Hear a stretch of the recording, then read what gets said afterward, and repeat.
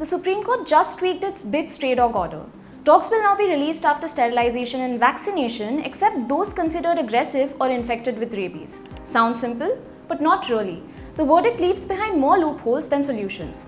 The biggest grey area is aggression. The court says aggressive dogs must be kept in shelters. But what counts as aggression? Is it a bite in self-defense, barking out of fear, or chasing someone after being provoked?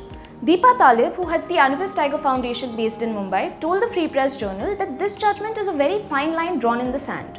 She pointed out that a perfectly gentle dog can be turned aggressive in just 10 days if it's beaten or starved.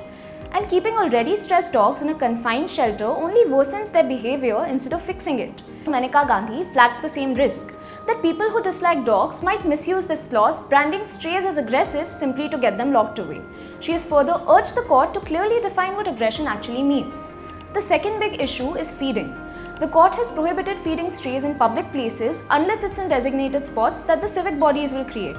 Now on paper this makes sense, but the order doesn't say when these spaces will be created. So what happens until then?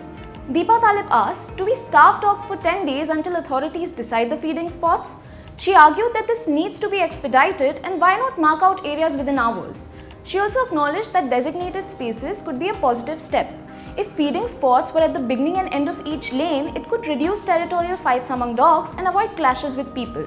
But until those spots are in place, the order risks leaving strays without food. The third change is financial. The court has directed that every individual petitioner must deposit 25,000 and NGOs must deposit 2 lakh with the court registry to curb frivolous petitions. If they don't, they won't be allowed to participate in the case further. The idea is to discourage repetitive and frivolous petitions in such a sensitive matter. But animal welfare groups worry it could also silence smaller NGOs and independent feeders who don't have deep pockets, leaving fewer voices to flag cruelty or gaps in implementation. Some also argue that if speaking up gets you penalized, who do animal lovers turn to? So where does this leave us? On one hand, the ruling prevents blanket removal of strays and ensures sterilized dogs return to their territories, which is a crucial safeguard. On the other hand, the undefined aggression clause, the feeding ban without immediate alternatives, and state deposits raise serious concerns. To conclude, this verdict is not one to celebrate or dismiss. It's a fine line. The real test is whether authorities can act quickly and fairly so both people and animal can coexist safely in our cities.